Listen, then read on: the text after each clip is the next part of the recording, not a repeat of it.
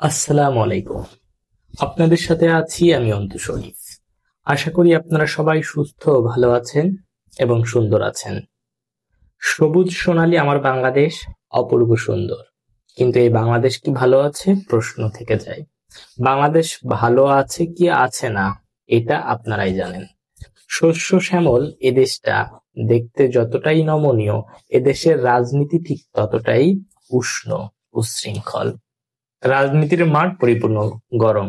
এই রাজনীতির উষ্ণতায় অনেকে গা হেলিয়ে ঘুমায়, অনেকে বা অন্ধকারে হারিয়ে যায়। রাজনীতির মাঠ কখনো নীরব থাকে, কখনো বা সরব হয়। রাজনীতির এই আপ ডাউনকে বলে রাজনীতির মেরুকরণ। এখন আসা যাক 13 তারিখের ঘটনা নিয়ে। 13 তারিখ কি আদেও অবরোধ অবরোধ, লকডাউন, শাটডাউন যাই বলা হোক না কেন, কোনো অরাজকতা বা বিশৃঙ্খলা সৃষ্টি হবে? না, একদম সৃষ্টি হবে না। তাহলে আওয়ামী লীগ কেন 13 তারিখে এত প্রাধান্য দিয়েছে? কারণ আওয়ামী লীগের উদ্দেশ্য এখন বিশ্ব মিডিয়ায় নিজেদের প্রভাব বিস্তার করা। বিশ্ব মিডিয়ায় যাতে নিজেরা নিজেদেরকে উপস্থাপন করতে পারে, সেদিকে তাদের বিশেষ নজর। অবশ্যই বিশ্ব মিডিয়া দখল করতে বা বিশ্ব মিডিয়ায় নিজেদের আলোচনায় রাখতে এই ঘোষণাটা দেওয়া। তাহলে কি 13 তারিখ কোনো পরিকল্পনা নাই? হ্যাঁ, অবশ্যই 13 তারিখ পরিকল্পনা থাকতে পারে, কিন্তু এই 13 তারিখ তারা সফল হবে না। কেন হবে না? কারণ বাংলাদেশের আইন শৃঙ্খলা নিয়ন্ত্রণ সংস্থাগুলো পরিপূর্ণ সক্রিয় না হলেও যতটুকু সক্রিয় ততটুকু দিয়ে তা নিয়ন্ত্রণ করতে যথেষ্ট। আর আমার মনে হয় 13 তারিখে কোনো বিশৃঙ্খলা পরিবেশ ঘটবে না। যদিও ঘটে, টুকটাক 2-3টা ছোটখাটো মিছিল আসবে।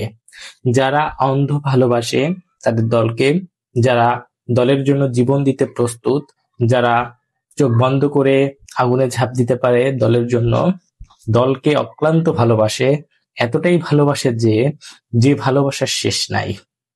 আকাশের শেষ থাকতে পারে, সমুদ্রের শেষ থাকতে পারে, কিন্তু কর্মীর দলের প্রতি যে ভালোবাসা, সে ভালোবাসার কোনো শেষ নাই। নিঃস্বার্থ ভালোবাসা, অবিশ্বাসের ছড়াছড়ি। তারা মূলত ছোটখাটো 2-1টা ঝটিকা মিছিল আনতে পারে, তারা হয়তো গর্জন দিতে পারে, হয়তো লগি বইটা হাতে নিয়ে রাজপথ কাঁপাবে, এই আশায় রাজপথে আনতে পারে।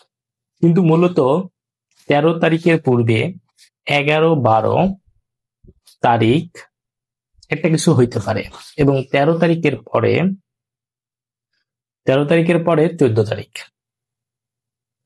কারণ সাধারণ মানুষ এখন হরতাল অবরোধ পছন্দ করে না, তাদের ভিতরে ভয় ভীতিটা অনেক। রাজনীতির মূল কথা হচ্ছে ভয় দেখাও, শাসন করো।